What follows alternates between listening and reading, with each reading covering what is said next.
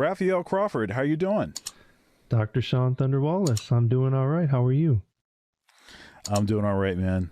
It's good to see you. It's really great to see you as well. So, we have a lot of history. Yes, we do, indeed. This is going to be a lot of fun. Yes, sir. So, it seems like we met at Western Michigan University. Yep. And let's see here. I'm a little older than you, right? I think you have a few years on me, maybe 3 years. Yeah, so was 4. I at Western before you, or did we get there together, or? I think you were a year ahead of me. So did you start in, well, I guess it'll date us, but 95 perhaps? Yeah, I got there at 95. I actually graduated high school in 93, and I took a year off high school. Oh, I'm weird. I didn't want to go to college, honestly. But I was just shedding and stuff and playing gigs and stuff. And then the next year I did a year of community college at Lansing Community College, actually. And then I transferred into Western in 95. Straight out of L-Town, right? That's right. No, a bit like 10 people will get that reference. Well, probably more than that, but right. We just have to get a lot of Lansing people to watch. Yeah. Well, my brother graduated from Michigan State, so and he and his wife lived in the Grand Ledge, Greater Lansing area for a while. So Yeah. You got two there. So then I started straight out of high school, hit the ground running, graduated in 96, and then started that fall at Western. So yeah. And when did you graduate from Western? Officially 2001. I was on the 5-year plan. Yeah, right. Well, so then I finished my master's that when you finished your undergrad. So we were there until, that's right. Okay. Yeah. So so we played in a band together. I mean, so we played in a bunch of different bands. Yeah. I played in Orchestra Ranura for a while. Mm-hmm. But we played in East End Orchestra. Mm-hmm. And that was a killer band. Played at District 211. Yep. Downtown Kalamazoo. That's right. We played. I think that gig lasted for a year and a half or something. Yeah, something like that. Yeah, it was Wednesday nights. I think it was. It was either like a Wednesday or a Thursday. It was kind of the early shift. Didn't we play one kind of hour and 15 or hour and a half set, something like that? Or yeah, it was something like that. Yeah. And of course that place is all like brick. It's like it was a renovated office building or something. Yeah. And you walk downstairs and you play kind of on the first level. Yeah. Yeah. And so the acoustics in there were not particularly conducive to music, but a lot of great music happened there. Absolutely. Yeah. That was a good time. We might be talking about things out of order here, but I feel like that was closer to the end of our time together in Kalamazoo than the beginning. And but I just fond memories, and I was honored and flattered and grateful to get asked because I always felt at Western Michigan like I guess you would say I was, well, self-proclaimed most improved player or something. So to kind of come to school sort of struggling and trying to figure it out and relying on people like yourself and our boy Quincy and just to really learn. And of course the esteemed faculty at Western, I felt like I was ready to play in a band with you and the guys when you asked me, which was like probably again toward the end of our tenure together in Kalamazoo. So that was just such a good time, and yeah, it got a lot of things rolling, you know. Well, you know, it was like a natural outgrowth of. So I started my master's degree in '99.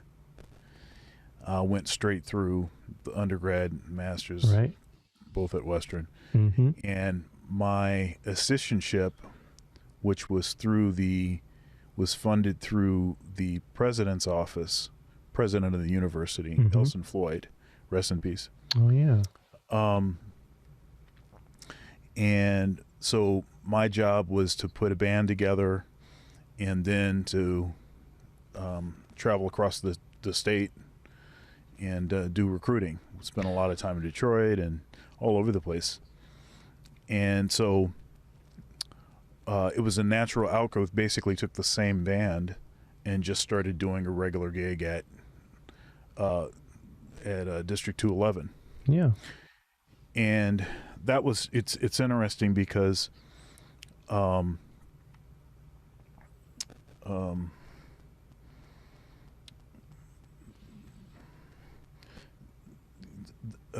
lot of great guys came through that band because let's see, Jevin Hunter. Yeah. I remember when I got started, he was the first drummer in the band. Mm-hmm.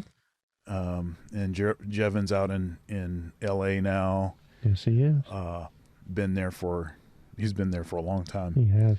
Bad cat. People sleeping on Jevin.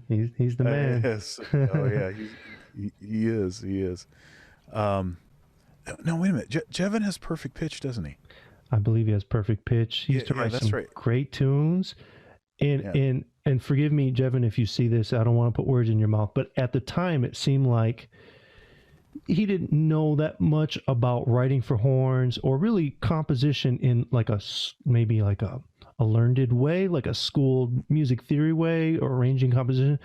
But that was, to me, that part of the beauty of his music that he would bring in, because it was his own voice, and it was good, like really good, and it wasn't conventional, I guess is what I'm trying to say.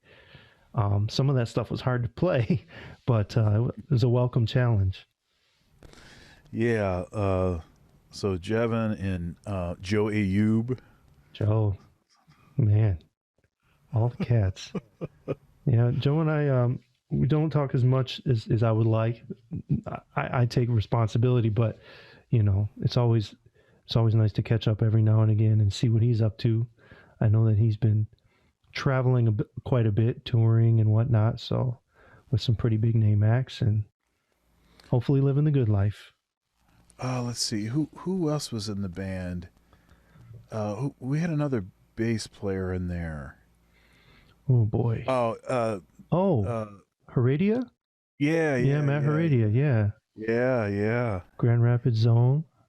I know that he end up going to Juilliard, and then he came back home and done a lot I of think things. That's right. Yeah. Matt was a bad dude. Bad dude. Yeah. Super bad. The school had a lot of great bass players. Sean Summers. He didn't play in our band, but no. Sean Summers was a great player. Killing. I still see him every now and again.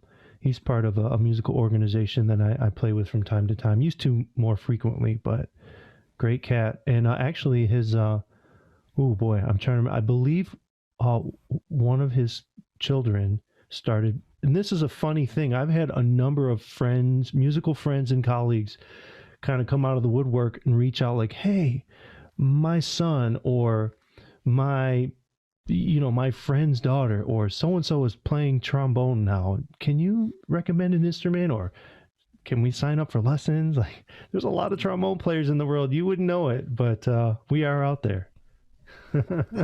So yeah, I think one of his children plays trombone, which is cool.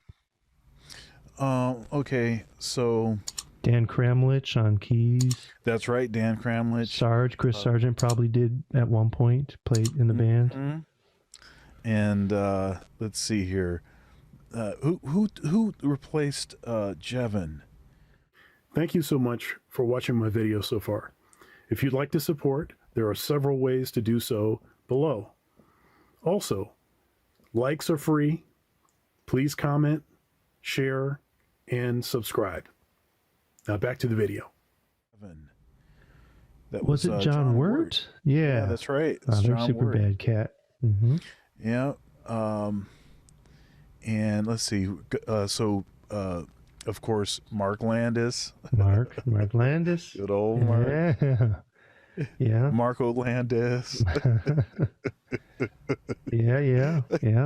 We were roommates at the time in Kalamazoo with Joe Ayub, and then a year later in a different house on the same street with Jevin and with Darius Pimpleton.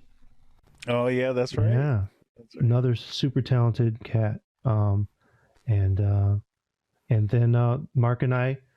It's a long story. I know he went down to Miami, I think, and then came back, and then we ended up getting a place in Chicago, and actually, we moved into Eric Kampa's old place, if you remember that cat. Oh yeah, of course. Yeah.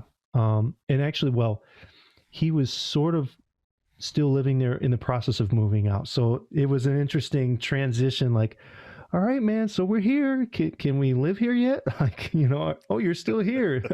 But no, I mean, I kid, but it all worked out. Yeah.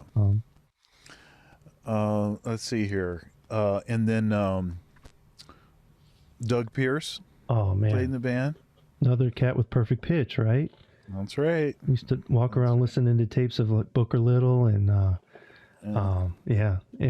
he was at one point, I remember he was really into the great Jeremy Pelt for like a good period of time. Like it was like every other conversation we were talking about Jeremy Pelt. Like, yeah, it's cool. Doug has a certain gravitational pull. Mm-hmm. He just his musicality just kind of draws you in. And you forget what you're thinking about, and you're drawn into what he's laying down. Yeah. His rhythmic concept and his just the construction of the lines that he plays, and just the swing that's just like inside all of the lines. Yeah. He had this way he could get so laid back. Like, you're like, how is he still playing time that feels so good? It's like, how is this not dragging? Yeah. Like, Dexter Gordon would be proud. And you and him have something in common. Really long arms? I don't know. What? No, you both lived with me at some point. That's right. Yeah. Well, I don't know. It doesn't matter. Glendale, right? Wasn't that the street? Oh, that's right. Yeah. Glendale Boulevard. Yeah. Yeah, I had that big yard. Yeah. I remember that. Theo. That's right. I think I have a video clip somewhere of Theo running around the house. May he rest in peace. Theo, short for Thelonious. Of course. Yep. Yeah. Good memories, man. Yeah, that was it was great times. I remember, wasn't there a time at that place where you were really into salads and like diversifying your salad palette? Like, I don't know, I think it was probably a nutritional thing, trying to get a certain thing in your diet, but that sticks out. Yeah, that's a good point. So I was going through some issues with my lower back. Mm-hmm. And for a period of about a year, almost a year and a half, I couldn't really train because my back was so jacked up all the time. I was playing with the hip pocket, I was playing, man, I had all these gigs. I just had all of this stuff going on. It was kind of hard to move away from Kalamazoo because a lot of stuff was, I had a lot of stuff happening in Kalamazoo. But and I was kind of carrying more weight than I'd want to carry if I wasn't going to be consistently in the gym. Right. The percentages start to change, and I was like, I don't know if this is really what I want to do. Yeah. So basically what I did is I went on this diet where I was eating chicken salads, no high fructose corn syrup. Mm-hmm. I would still drink like diet soda. Yeah. Because my thing is like cold and sweet, right? Mm-hmm. And then if I had to eat on the road, I would eat only at Subway. And it was only like a specific thing, like it would be like a turkey sandwich, or something. And mind you, I wasn't able to train or work out at all. And within like a month and a half or something, I lost like 35 pounds or something. Man. 30 pounds, That's drastic. And, yeah. And it was all just from just changing those few details.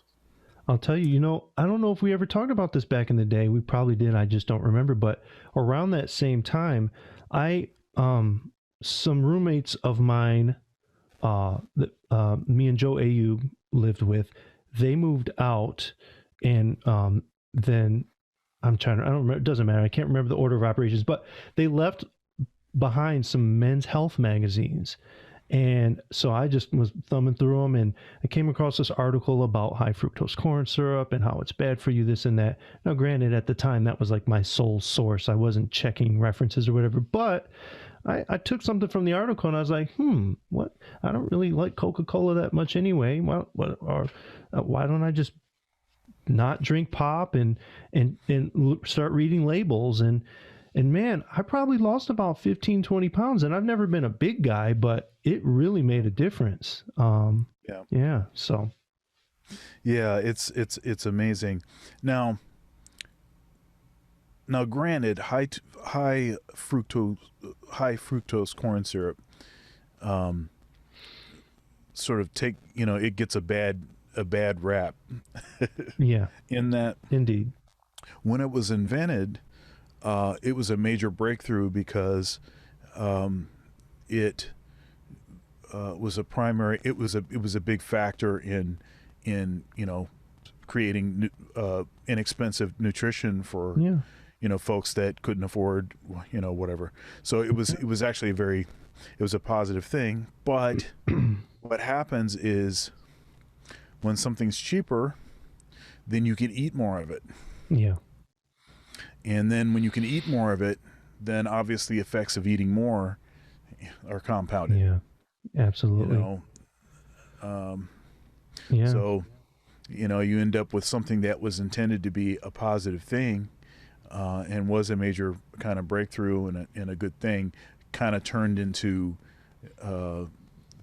almost everybody's favorite whipping boy. Yeah, yeah, and you're still eating stuff with high fructose corn syrup in it. Yeah, and it's almost like sadly ironic that the people who are informed about it and are conscious of it and like try to cut back on it are the ones that can afford to and that have options. But when you talk about folks like, you go a few minutes down the road from where I live and food deserts, and when you walk in and really some of your only options for dinner or pre-dinner snack are chips and pop. It's like, and maybe that's a bit of hyperbole, but I mean, the struggle is real. So for sure. Yeah. I think especially with respect to like getting like fresh fruit and vegetables and stuff like that. Part of that though is just it's a lack of education. Mm-hmm. Not necessarily because the information is not there, right? But because people sort of choose to do other things when they're on the internet. Yeah, not choosing to get informed by. Mm-hmm. Because if you want to talk about some of the most inexpensive and nutrient-rich food that's very healthy for you, stuff like eggs, tuna, for instance, if you use those as your primary proteins, and then obviously, bread. Maybe not too much bread, but but bread. And there's other things that you can eat, even if you have to eat going to like a convenience store. For sure. Maybe not the run of the mill convenience store, but maybe one that's a little bit bigger. You can find some stuff that's actually pretty nutritious. It's just that stuff doesn't taste good. It doesn't taste good. You have to seek it out, and it takes a little more effort. Yep. Hey, I've been guilty on the road with bands, and you're like, okay, I can't eat another Snickers bar. Like, hey, look, they have apples over here, and yeah, here's a cheese stick, or if you look hard enough, you probably can. It's almost like a sense of achievement. Like, I walked out of that gas station with a quasi meal, I mean, even if you walk out of the gas station with like some beef jerky, that's better than most of the other stuff in there. True that. Yeah. The stuff that I usually leave with. Yeah.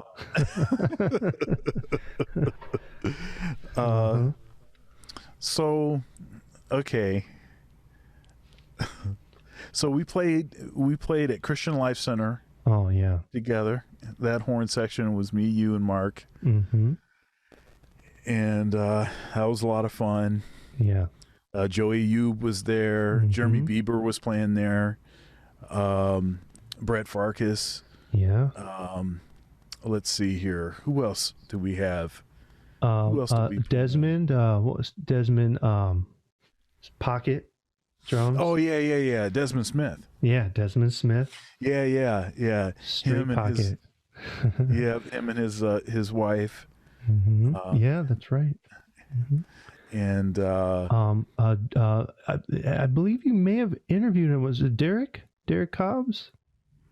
No, I haven't interviewed him, but he's on my list. He's been scheduled. Got you. I think he might be in March or something. Okay, maybe I must have seen that roster. Okay. But Derek is, Derek is burning it up. He went to Berkeley, and then he's been on the road with everybody. Yeah. You remember when what was it? Justin Timberlake did the Super Bowl halftime show. He had arranged a bunch of the music. Oh, I didn't know that. Yeah. Okay. He's a bad dude. I mean, he was a bad dude when he was like, how old was he when he was first, well, you probably started at Christian Life Center a little before I did, but I feel when I started there, he was coming up playing drums and keyboards, and he couldn't have been more than 7, 8, 9, maybe at the most. So remembering. So yeah, he was a lot younger than us. Yeah. He was a young man and playing for real. And playing all of that stuff, man. Yeah. I hired him for one of my gigs at 211. Mm-hmm. He came and played on one of our gigs, and with my quartet, because I played with my quartet there for, like, I had a Friday gig, and then that Friday gig sort of turned into because like once a month it was like a double header. Like there was an earlier gig and then a later gig, and so then I got Tate McBroom. Yeah. And Tate just had a kid. I heard that. Yeah. Oh my goodness. Congrats to him. Mm-hmm. Congrats to him, man. I'm gonna get him on here. Okay. Talk about somebody that had his hands in a lot of stuff. Yeah. And really kind of he kind of single-handedly pushed a lot of venues to doing more jazz and progressive live music. Yeah. He kind of was the cat that did that. Absolutely. He tirelessly promoted music in Kalamazoo and was a champion for so many artists and bands. And not to mention, he was busy as a drummer and a musician himself and playing with different groups and stuff. Yeah. I'll tell you, I met Tate. We were in a class together. It was what was it? It was like a career exploration course or something. Some mandatory general education course. That's where I met him. I met him in that class at Western. Okay. No way. Yeah, it was a kind of a strange thing, and then I didn't know that. The rest is history, as they say. Yeah. But what was I going to say? I mean, we have so much history. It would be easy to skip a lot of it because it would be a lot to talk about. Yeah. But we played together at the church. That was that was quite a that was another. I have very some of the memories are hazy, if I'm being completely honest. It's just sometimes you just lose things until you start talking with someone from that time. You're like, oh, that's right, But there are things that are very clear. Like I remember our tenure at 211. I didn't forget about the recruiting ensemble, but now that you mention, I do remember those trips, and I remember going maybe to a Red Lobster and was it Jevin was like really digging or somebody was really digging like the unlimited breadsticks or some rolls, or I don't know, some stupid road story, right? But it was fun. Then one of the road stories, not related to the recruiting cowboy, is about a now or long since burned down Long John Silver's, where I first learned the love of hot sauce from this guy right here. My bad. Oh man. It's funny. Like I'm serious. All the way up until then. No hot sauce, nothing spicy at all. I just didn't want it. And then, man, boy, when my eyes opened. Now it can't be spicy enough. Yeah. Me too. It's like a slippery slope, if you believe in that sort of thing. Yeah, I have a cabinet, and I'm not kidding, like of hot sauce. And I've gotten into stuff from different parts of the world, different peppers. I love my tried and true Red Hot and Louisiana style and Crystal, but then I've got like this Asian sambal, which is really good. Cholula's cool, but I prefer like Yucateca is really good, and they've got an array of different flavors. Anyway, it's for real. So I learned from the right person, is what you're saying. When I really quick, when I first met, no, not when I first met Joe Ayub, when we were moving into a place together, because we were roommates in the dorm, and then we moved off campus. And he had I want to say a family friend that was helping him move. And I said something about, I don't know, it's a dumb story, but speaking of hot sauce, we were talking about food, and I was like, oh man, it's all about the spices. And for whatever reason that stuck. And like every now and again when we chat, like that comes up, he's like, Raph, it's all about the spices. I don't know. Yeah. But it's all, I like intense flavor. What can I say?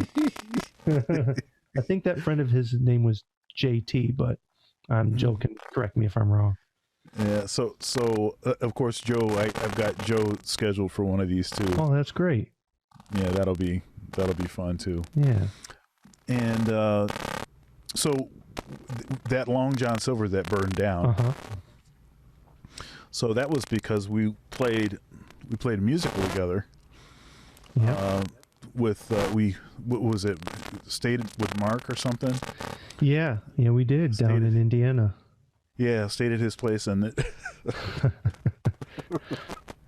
there's some really great stories. Oh man. Oh man. Oh. I was thinking about trying to find a certain Oliver song and pulling it up.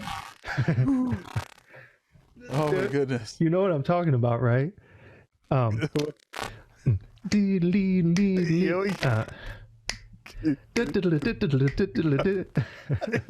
that stuff. Nobody will get that reference, but man, that was fun. That's the good stuff, man. It's like, why is this cat laying back so far? That is not what the music says.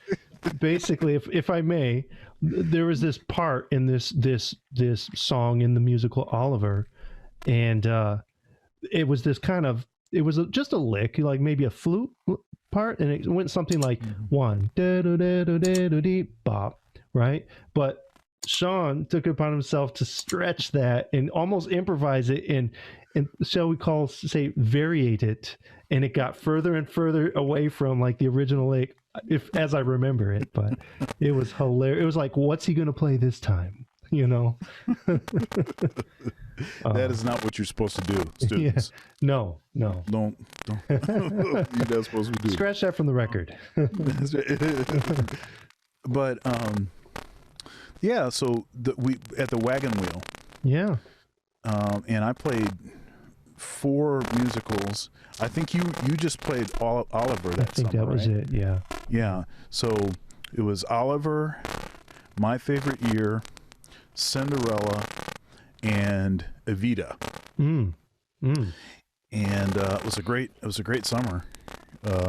Mark hooked that whole thing up. Yeah. And that was really great. But there was but there was a guy, we're not going to name anybody. We're not going to name anybody. But someone didn't have, great vision, but they also were the person that was driving, riding in their car. And I mean, this kid had some. Didn't he have some road rage and stuff going on? You did not feel comfortable in the car with him. Not to mention he was half like legally blind. well, basically what it was is that the cat. Okay, so we're on these country roads, right? And they're single lane roads. So, you get behind like a semi or something, and the only way you have to pass them in the oncoming lane, right? Yeah. And this cat was like, waited till the last second. I remember. Get over. Yeah.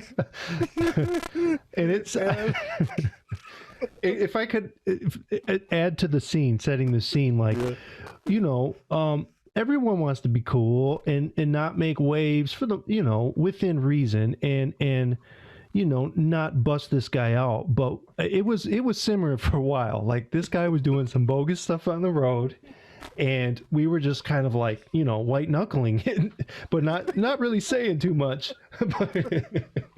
But do you remember what happened? What you said? So finally, you have to say it, man. You got to say it. I can't say it. So we're fearing for our lives. Like, the semi is like beeping, like gonna pull off the road, like it's gonna be a straight up head on collision. And Sean is like, "There's a car right there," like yelling at the top of his lungs. And if I remember, like, the guy finally last second, the guy that's driving us like veers off, and you hear the semi whiz by, blazing his horn, like it was straight out of a movie. Now, I have to say, the guy he had LASIK surgery, and his vision was much better after that. But he apologized. Yeah. He apologized to us, and I remember that. But that was intense. Yeah. Man, every time, and it's only every like few years that we even talk about that. Yeah. But I just can't. I can't take it, man. Yeah. Man, I feel like I can't breathe. And start talking about that. Yeah. That's hilarious, man. Oh, it's just you can't make that stuff up, man. No. That stuff. Woo. It's like, is the gig really worth it? Worth this? That's right. I think I'll ride my bike next time. That's right. Man, what am I saving? $5 for right in front of this guy? Man, oh man. Yeah. But that was crazy times. And, you know, Mark and his parents were so open, inviting, and you know, extended their kindness to us and letting us stay there. That was really nice of them. And those are good times. Yeah. It was, it was really great times. Mm-hmm. And, but it was funny because, that was one of the only restaurants that we could go to, that Long John Silver's. Yeah. And I just remember it as being particularly greasy. Oh, even more greasy than Long John Silver's usually is, which is pretty greasy. Yeah. That one in particular. And then we found out that it burned down in some kind of grease fire. I was like, what the heck? There you go. You know, I've since seen other Long John Silver's that have burned down. So it's probably, that's probably not, you can see how that could happen. You know, greasy food and, you know, hot grease and whatnot. And anyway, carelessness, and next thing you know. But not that I would, you know, I still get excited when I drive by Long John Silver's, even though I know I shouldn't go in there, but it tastes so good, you know. I'm going tomorrow. Yeah. So Raph, so tell us about yourself, where you're from, where you grew up. All right. What your childhood was like, and what kind of turned you on to music, maybe some early mentors. Yeah. And what kind of music was happening in the house? In your house? That's a great question, man. Well, grew up just outside of Detroit, Romulus, airport town. If you ever fly into Detroit, you're flying into Romulus most likely. And oldest of three, got a younger brother and sister. No one in my family was music. In my immediate family, like my parents weren't musical, but I'm pretty confident that my father has untapped perfect pitch, and he's always been a music lover, and he's a charmer, a people person, and you know, I could put a track on that a band I was in was working on, and he'd be like, "That's great. What if you added this?" And he'd sing a part. He'd sing it perfectly in tune, and it would be completely appropriate. You know, like he could have been a producer or, you know, or something. And there was even a point in time where I was probably about 10 years ago, I was sort of gently nudging him like, "Hey, Dad, I fixed up Mom's old acoustic guitar from when she tried taking lessons once or twice. Like, why don't you pick out a few chords or something?" And it never really took. But so I like to think that he's really the talented one. And I got some of that from him. I found out when I was a kid that my grandfather, my dad's dad, he played saxophone in big bands in the 40s. Came back from the war, World War II, and was a veteran. Both of my grandfathers were. And was a big band sax player. But he was one of those cats, old school cats, that hated Charlie Parker and did not like that revolution in music. He liked playing the swing, you know, the old school swing. So let me see. A few other musical associations. I am related by marriage to Tommy Flanagan. So that's, may he rest in peace. So that's pretty cool. My aunt on my dad's side, her husband, so my uncle by marriage, Tommy Flanagan was his great uncle. So that's kind of cool. Yeah. And I got to meet him pretty close to the end of his life. And that was the first and last time I met him.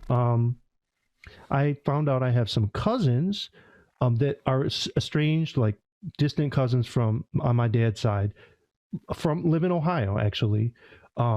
And we were at a loved one's, a relative's funeral about 5 years ago. And we were sitting at the same table, eating and having fellowship after the service. And we get to talking, And they're like, yeah, Genie Boy. That's what those cousins called my dad. Name is Gene. Genie Boy told us you play trombone and da da da. You know, I used to play trombone in high school. My sister played trombone in I was like, Dad, no one ever told me we had musicians in the family. I always thought I was the only one. But so that was cool. And come to find out, that relative that I was talking with, older gentleman, he was college roommates with Luther Vandross at Western Michigan.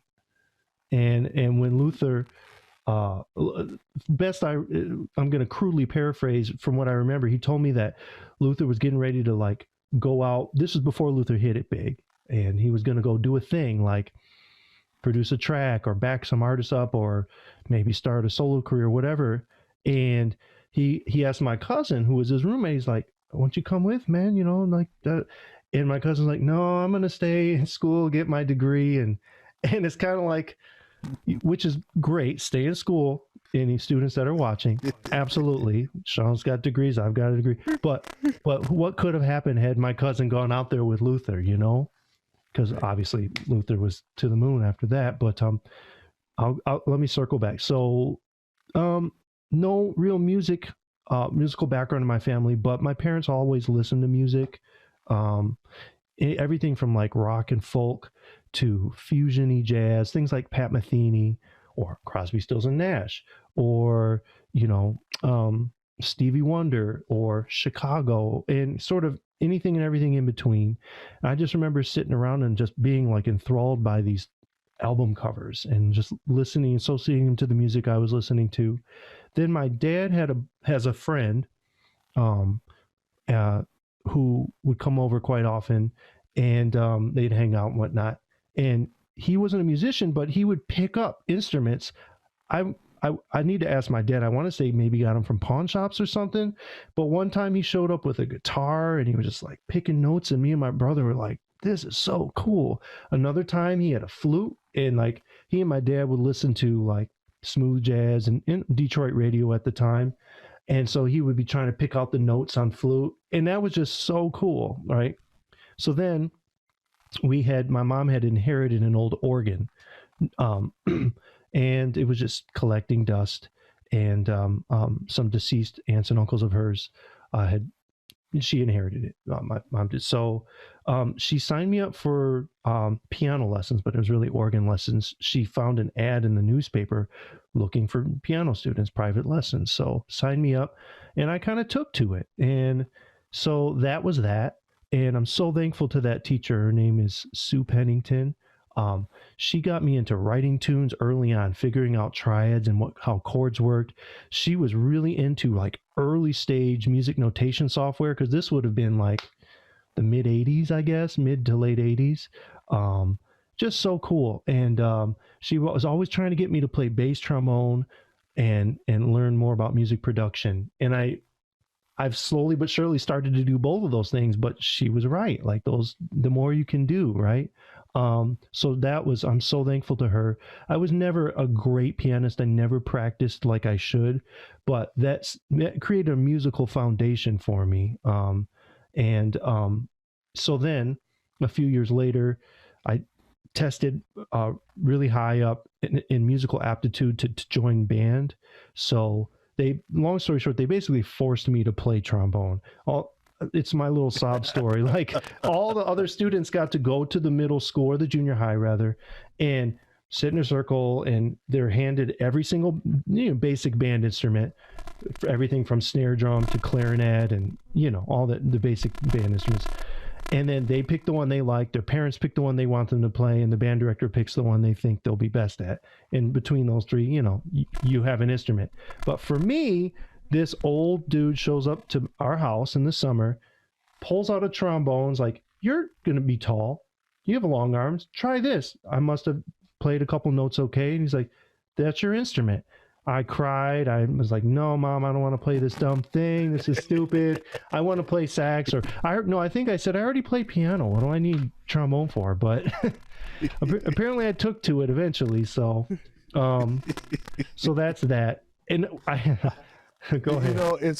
I'm laughing because Andre Hayward, he told a story that, you know, all of the details are different, but it's kind of the same story. And Vincent Chandler, he told me a story that's, again, the details are all different, but basically it's the same story. Interesting. And you know, those are two I respect and admire. Those are two of my favorite musicians and trombone players around. So that's really interesting. That wow, cool. So if you would like, I could. This is probably boring to 99% of your audience, but I'm happy to continue on if you like about this stuff. Definitely. You know, I had my elementary school band teacher. His name was Gideon Petway, and he was an older black gentleman, and he was an old New Orleans, I guess you would, the term Dixie, but old, you know, New Orleans style, old time clarinetist. And so it was so cool because there was me and a handful of other guys that were really into band, a couple cornet and trumpet players and me. And so anyway, Gideon Petway, Mr. Petway, would bring in these handwritten manuscript arrangements of like Georgia on My Mind, Sweet Georgia Brown. He had this Boogie Woogie Blues he called Blue, and we would jam, and then he would take out his clarinet and play with us, and we just thought it was like the coolest thing. So that was formative. I had a stickler, old school style middle or junior high school band director. One of those cats that he was high stress, and I think he had IBS because he would leave the room two or three times a rehearsal sometimes to go, you know, and then come back. He had this weird cat that would walk around the band room, and we always thought that he perhaps slept in the band room because it's just he was a workaholic. He was always there. He was so passionate about music and teaching it. He had a abrasive way of getting it across, but his heart was in the right place. And he was a clarinetist. He was the principal clarinetist in the University of Michigan band in the 60s, like traveled into Europe, and he was a serious musician. But he was all about, you know, getting the band ready for festival. It seemed like 7 months out of the year we were prepping for festival. And he had this like loudspeaker that he would just crank this metronome all rehearsal. Like, it was an intense experience. But it was like musically a pretty big step up from elementary school. So I learned a lot there. And then into high school, maybe one of my most important mentors was my band director, Henry James Jr., who's now retired, I believe still gigging and working around Detroit area. Also a clarinetist. Majored in bass clarinet, music education, also at University of Michigan. Also played a wicked guitar. He could rip like Jimi Hendrix, and he wasn't really an avid improviser on saxophone. He was a classical major and a band director, but he was kind of figuring it out while I was one of his students in high school, and he started taking lessons with Larry Nozero. You remember that name, that cat? Like Detroit saxophonist. I believe he recorded on some Marvin Gaye tracks, so like the famous, lines everybody knows. Bebopper, like heavy cat. So my band director would bring Larry Nozero into the band room, and he would be like checking us out and, you know, giving us tips. And I just remember he looked at me, he pointed at me, he's like, "Keep it up, man, sounding really good." And I was like, "Oh man, this great Detroit saxophone player." So I knew I had, you know. Long story short, I had some really, reflecting on it, some really great, like important, like formative mentors. Henry James, my band director, he would bring me around. I won't go on. He went way above and beyond as a band director because I think he saw something in me, and my dad always tells the story, like my dad would be at parent teacher conferences talking with Henry James, my band director, and my dad be like, "I'm so worried. Rafi has this idea that he's going to be a musician, and you can't make money."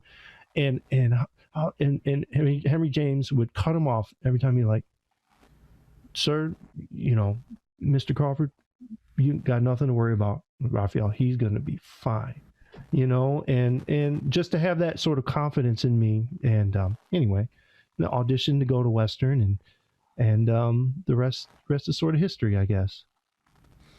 So when did you move to Chicago? So like you, I was really busy, and thanks predominantly to you, really, Sean. I was pretty busy in Kalamazoo, and I spent 5 years in school and then an additional 2 years just gigging and saving money. So I moved to Chicago in 2003 with Landis, with Mark, and so it was a process because Orchestra Ranura, that was based in Kalamazoo, some of the guys, Paul Spada, Rob Haight, who I believe you're going to be interviewing soon, had moved. Rob had moved to Chicago from Kalamazoo. He was going to school, I believe, at Roosevelt, DePaul, one or both of those. I don't know the order. And he's like, "You guys got to come to Chicago. There's so many young cats here, and it's a great scene." So, long story short, the band slowly moved to Chicago following Rob Haight out here, and I eventually did too. There was a year and a half maybe where I was straddling, like I was living with you, and I was living with another friend, Mark Wells, great friend of mine, a few other people, kind of like the twilight of my Kalamazoo time, and then like back and forth to Chicago for gigs with Orchestra Ranura, and then I was finally like, this is silly, I just need to move, and I did, but yeah. So so one thing about you is, in addition to being, a great trombone player and improviser, you're a great arranger. I appreciate that, man. I just remember your writing in general, but in particular some of your big band charts. So what kind of turned you on about writing, and who have been some of your influences? Wow, that's a good question. By the way, before I forget to say this, yeah. Roger Shue, rest in peace. My gosh. Roger Shue was. My gosh. Yeah, was in East End Orchestra. Yeah, how can we absolutely cannot. He was such a beast of a musician, and goodness, such a sweet dude. Oh my gosh, funny, and man, may he rest in peace. Yeah. Oh my gosh. Well, just a quick aside. I'd be remiss not to mention. So I'm pretty fortunate where I'm teaching currently at Columbia College in Chicago. I'm thankful for the gig, and it's really cool. It's an open enrollment school. You get a diverse student body, both in culture and background, and musical ability and aptitude, and it's a challenge, and it's interesting and fun, and I'm one of quite a few Western Michigan alums that teaches or has taught at the school. Derek Fawcett is very prominent at Columbia College. Do you remember Mimi Roefling? I'm sorry if I'm mispronouncing her last name. She was in the a vocal Gold Company. I think she was a grad student at Western when we were there. Ellen Winters. Oh, what was Ellen's maiden last name? Gosh, another amazing vocalist. She's taught at Columbia. But there's a young man. I say young because I think he's a little bit younger than I am. Named Martez Rucker. And he was at Western significantly later than we were. I'd say in like the mid to late 2000s. But so fellow alum of the program, did the Gold Company thing. I want to say that Steve Zagree was one of his mentors. And he's originally from Yeah, my gosh. And Martez is a Chicago musician, South Side, amazing teacher, amazing human, amazing singer, pianist, like killing chops. Well, I'll cut to the chase. I just found out that he passed away. I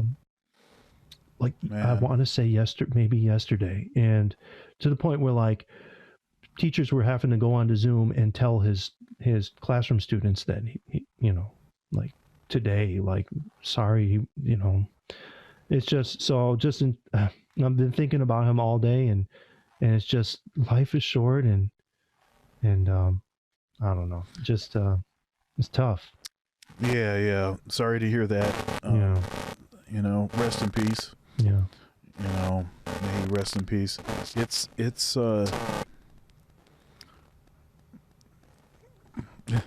goodness. I'll tell you, this whole period of time, this whole pandemic and everything has been such a crap show. Yeah.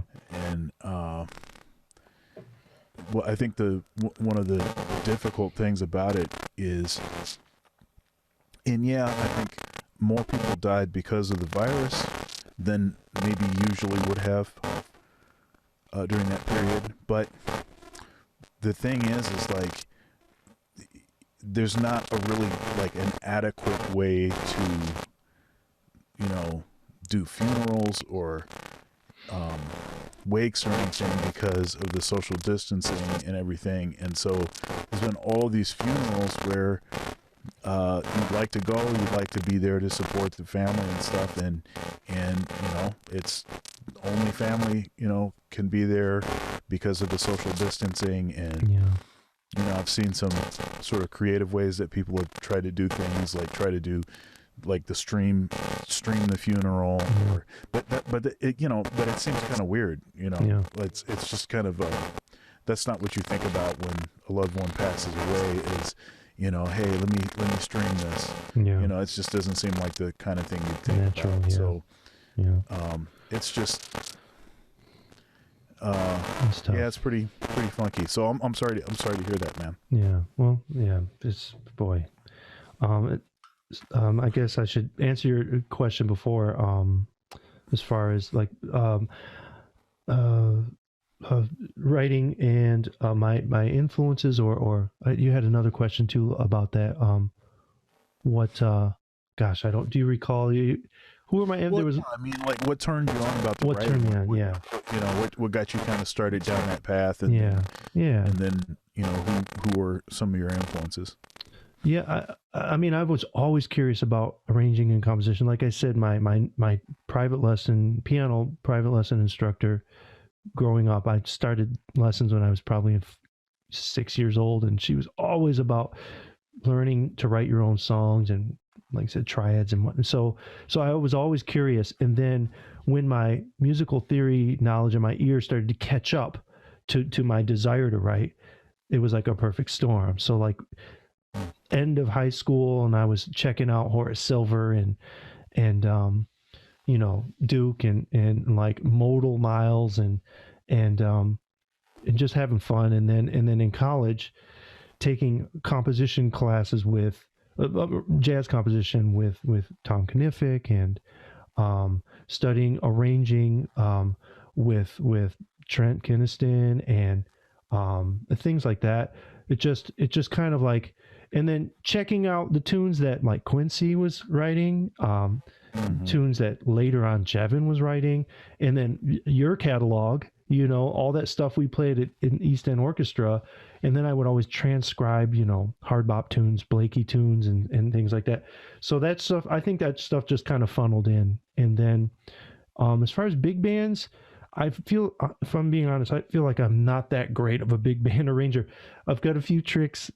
There was a period about maybe 5-6 years ago where I started to check out some different actual like books and learn about orchestration and kind of try to get that together a little more. But as far as people I love, who I don't know, I guess have influenced me, Duke Ellington, Thad Jones, Mel Lewis band, Thad's writing. I love and respect Bob Brookmeyer and Maria Schneider. I can't say I've studied their music. I would love to sometime. I always say, like, if I, because I only have my undergraduate degree. If I were to go back to college and get a master's, I'm very torn about what I would major in, because it's probably a conversation for another time. But the jazz education, the Black American music education, I feel like it's in a transitional period. It's a period of reflection, and to me, I try to approach it from in an institutional shell, getting back to the way the music was taught and learned back in the day, by ear, elders passing the torch, that kind of stuff. Again, and I feel like I personally had that experience in college. Like I had you, and I had Quincy, and I had Chris Sargent. Like you guys were my contemporaries, but you were so many steps ahead of me, and that was like a trial by fire, like friendly fire. And anyway, I'm getting off the beaten path here, but if I were to go back to college, perhaps I would get some sort of composition or jazz composition or arranging degree, just because I'm kind of introverted, or I am introverted, and I enjoy time in my music studio room, just coming up with stuff on my own. So, yeah. Maybe you can piece all that together. I don't know. No,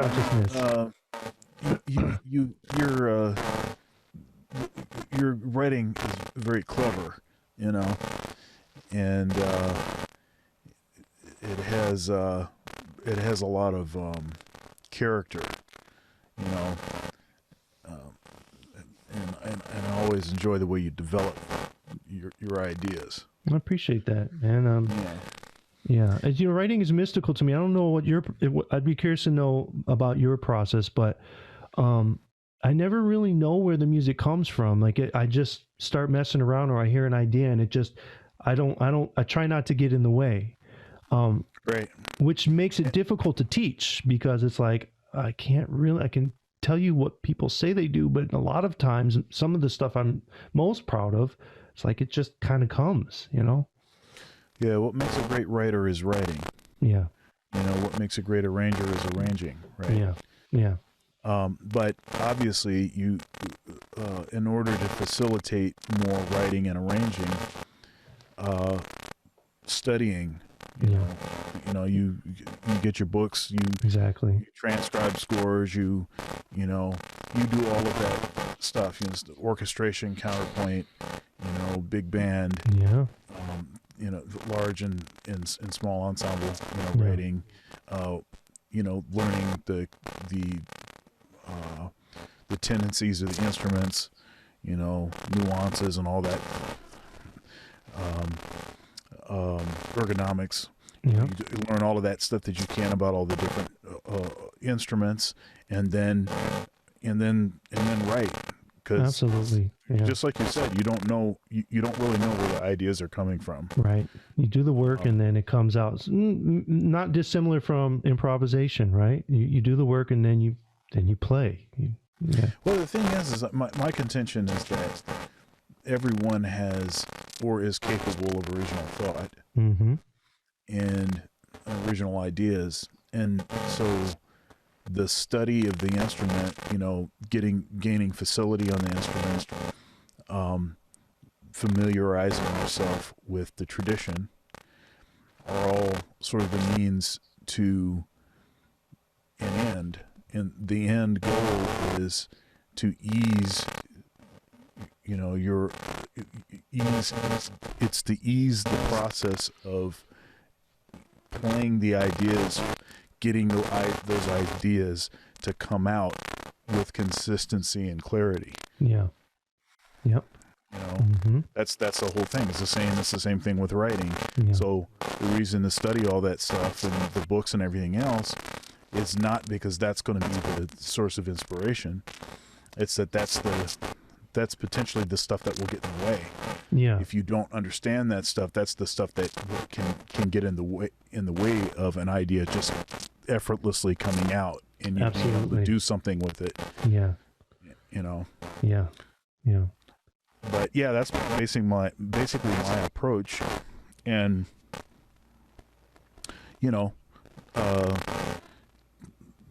when I have a lot of writing projects, I get better. Yeah.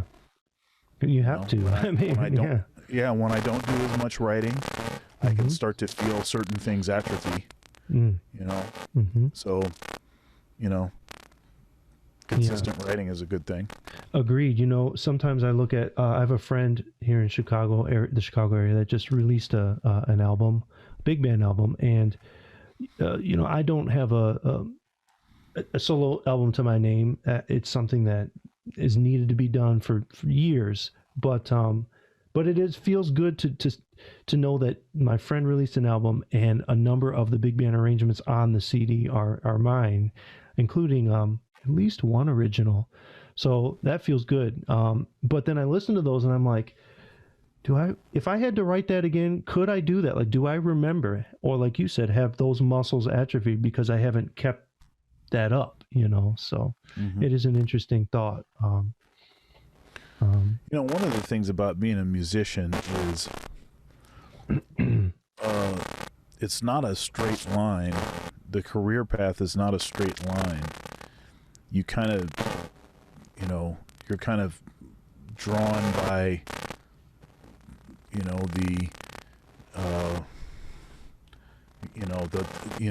the elevation of the land. It's just like you're water and you're just going wherever you're flowing wherever, I mean, that's just how it works. And you can't, so you can't control how much writing opportunities you're going to have, or versus how many playing opportunities versus how much teaching versus how much whatever. You just have to have all of those skills. It's one of the reasons why getting a degree, even for someone that's going to be involved in commercial music, getting a degree is such a good idea. It's because you don't know what's gonna happen, right? And so having a broad enough skill set, and having all of those fundamentals worked out, it makes it so that you can say yes. Yes. I did this workshop some years ago. It was a panel discussion and presentation called "The Power of Yes," developing skills for a career as in the music industry. Mm-hmm. It's actually on the YouTube channel, the whole presentation, but the sort of inspiration to name it "The Power of Yes" is the movie Yes Man with Jim Carrey, where he had to say yes to everything, and because he said yes to everything, it led him to all kinds of scenarios that he would not have been in, because ordinarily he was the kind of person that, he had to be in total control of everything that was happening, and he was only going to say yes to stuff that he knew that so he was very sort of risk averse. Yeah. And so when he started saying yes, it started, and it's a comedy, and it's totally ridiculous, the stuff that he's saying yes to. But some of the stuff is just like, hey, I just found this flyer. I'm going to go to this concert now, because he's got to say yes, Yeah. And so then he meets this woman that ends up being his girlfriend at one point, so he wouldn't have met her if he didn't say yes. Right. You have to, so you have to be willing to say yes. No one's born with experience. Right. Right. So if you at least have that sort of fundamental set of skills that a music degree can offer, then everything else is just about saying yes and then seeing where the journey leads you. Absolutely. So. And just, I don't know, speaking of clarity, you referenced earlier, I guess I should circle back around and be clear, because hey, I am part of music education and I love it and I'm extremely thankful for it. So I am in no way poo-pooing or whatever on. I personally, I've been reflecting on. It's all, to me, it's about being a good person, being positive and being humble and growth, and like trying to grow my teaching and throw out the stuff that's not working, and and sort of merging like the ear and the feel playing with the reading and the studying and all of that kind of stuff, and presenting it in a way that it can help students. And so I guess that's all I was really trying to say, is like, I've been reflecting on the way that music education happens and how that resonates with me, you know. Oh yeah. Well, I have tenure, so I can say some of the stuff I'm about to say. I don't know. I have some thoughts, maybe some misgivings about the way that the tenure system is set up, and some of what it facilitates, some of the negative things that it facilitates, and some of the positive, originally intended as positive things that have sort of been eroded away. So let's start with the positive things. So one of the positive things with tenure is that a professor is supposed to feel free to express ideas even if they're not popular, to go wherever the research leads, and even if that research shatters, some sacred cows, it slaughters some sacred cows in its wake and causes people to be uncomfortable and upset, but to be able to do that without the fear of losing their job. Right. And unfortunately, although unless you break the law or unless your area or something, like, so for instance, if the entire School of Music collapsed at Ohio State, then they could lay me off. Right. But unless that happened or I broke the law or something, they're stuck with me, right? Right. But the way that these universities get rid of someone that they don't want, even if they're tenured, is they start to give you a bunch of assignments that make you miserable, and piling on, 2 times the work, and all of this kind of stuff. Or they'll say, well, you still have a job, but you have to go and sit in this room for X number of hours each week instead of actually doing any work. You're still going to get paid. We're not going to fire you, but you're not really doing any work that you want to do anymore, right? So they can do those kinds of things. And I think, I hope that the academic system, the university system, begins to sort of reevaluate this whole cancel culture thing, and the sort of pushing out ideas that are not convenient or that are not, keeping with the orthodoxy, and how damaging that is to the generation of new ideas, and what the university is supposed to be. So there's that, and then there's, this thing, I've been thinking about, and that is how viable today, how viable is a career in music, really?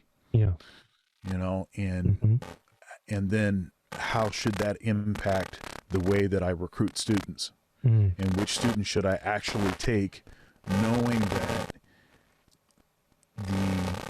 for someone that wants to be a performer in particular, that the number of opportunities are not on the rise.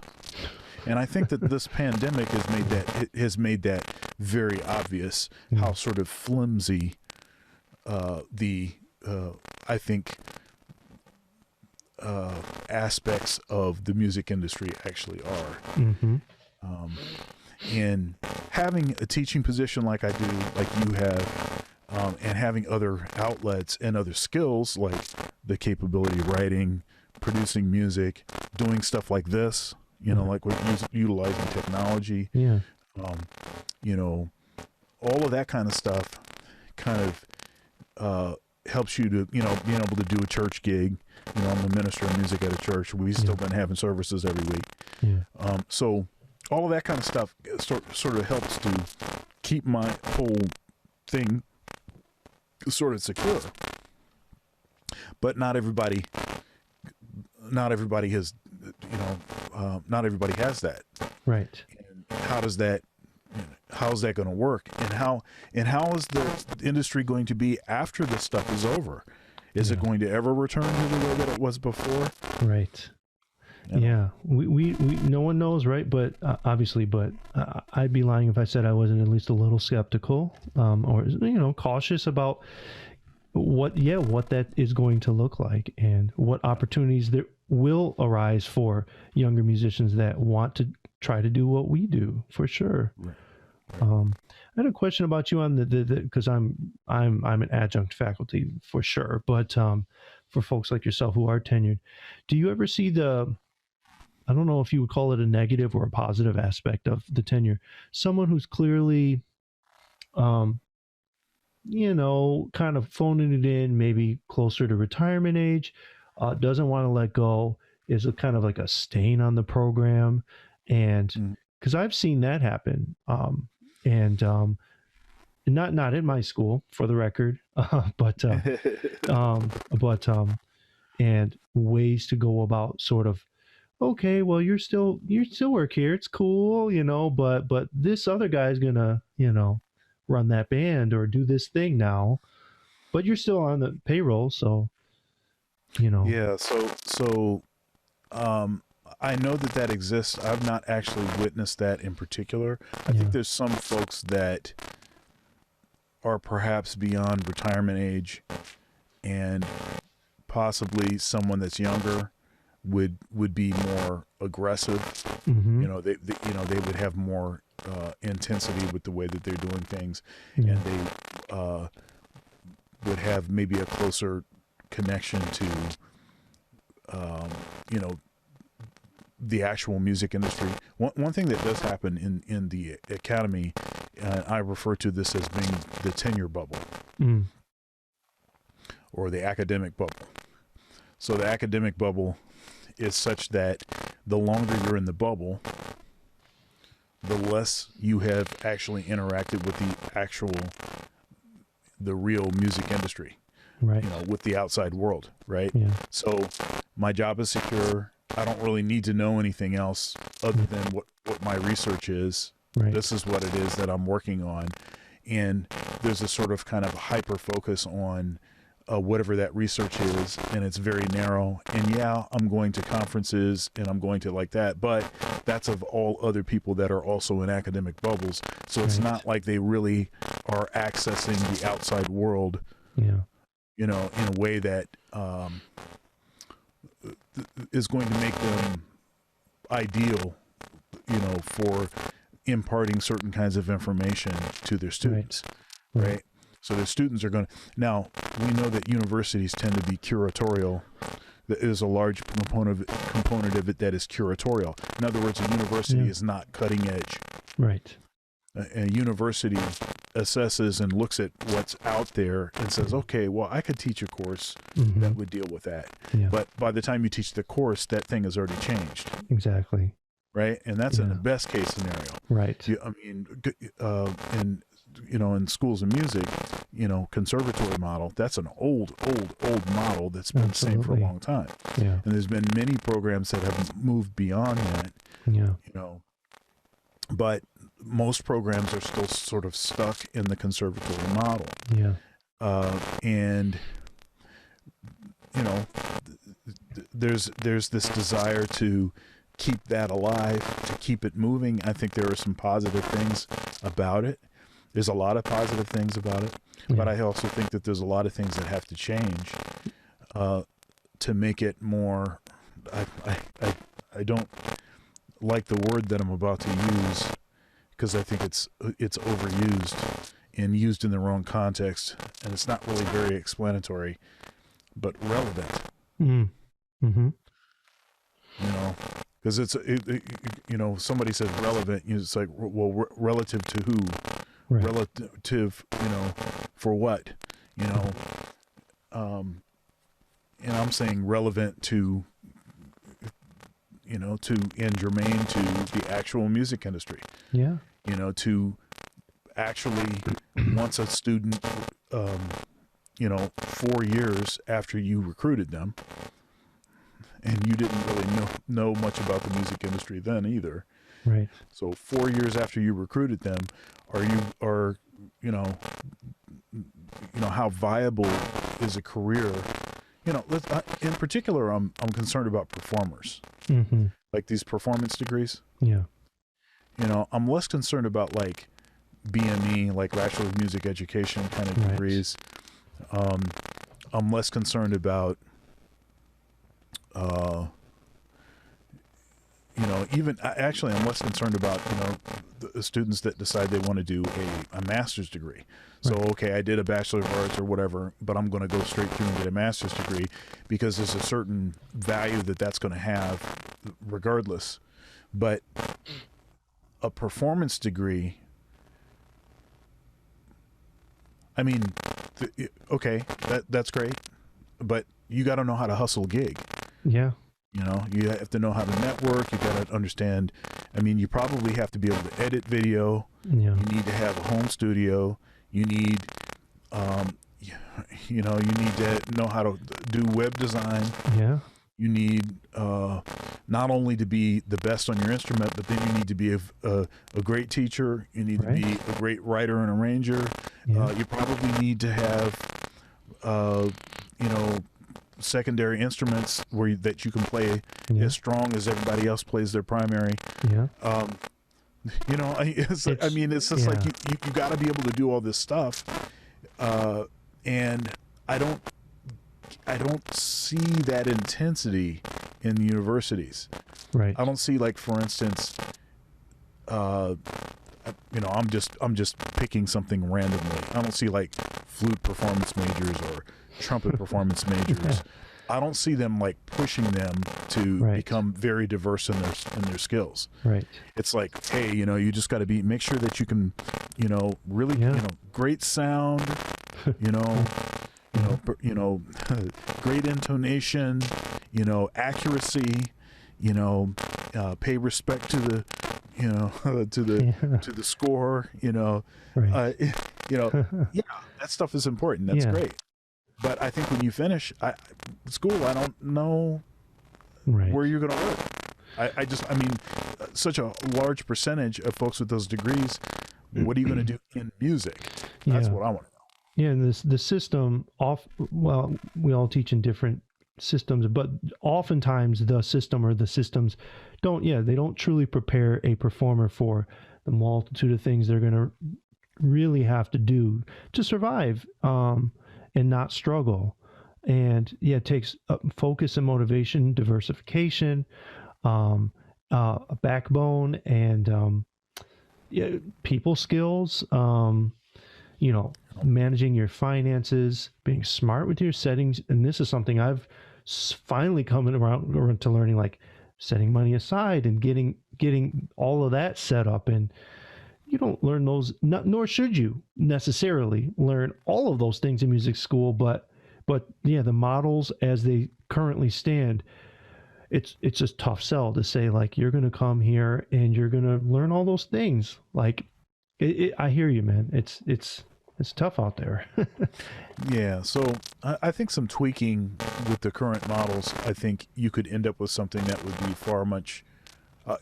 it would be far better. Yeah. You could, and of course I'm a fan of going to school. Me too. I went to school. I went to school longer than I thought I would. Yeah.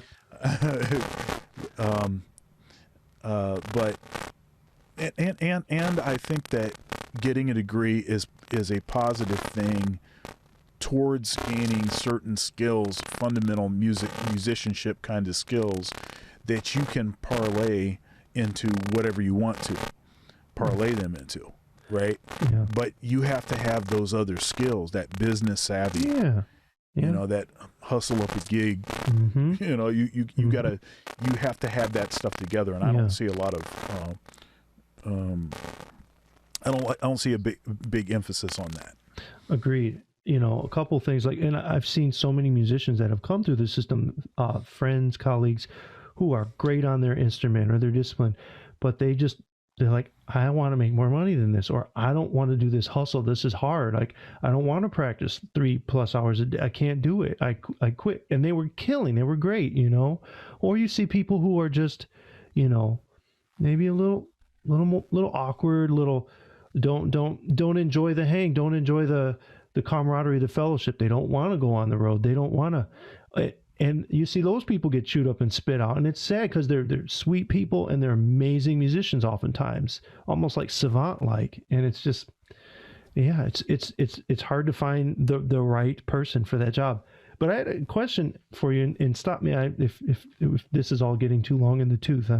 But we could talk for probably 10 hours. But but we've done that. Yeah, so. Yeah.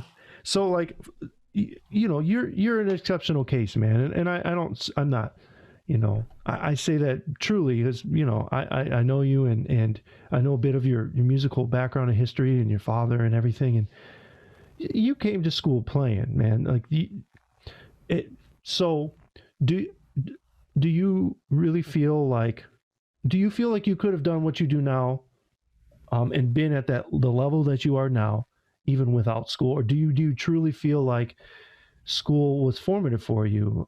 Like you figured some stuff out thanks to school, like that you couldn't have figured out otherwise? Well, there's a couple things. I couldn't be doing the job that I'm doing without the degrees that I right. Without the master's degree. Of course, yeah.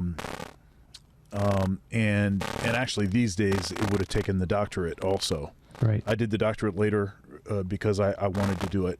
Yeah. But I didn't have to have the doctorate for my job. I was hired in a tenured track without the doctorate.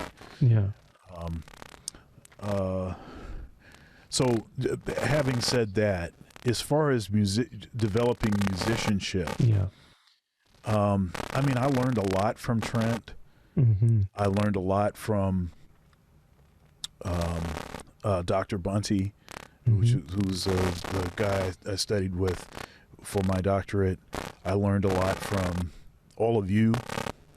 I think the network of you know, Western Michigan University cats is a big deal. You know, Zagri,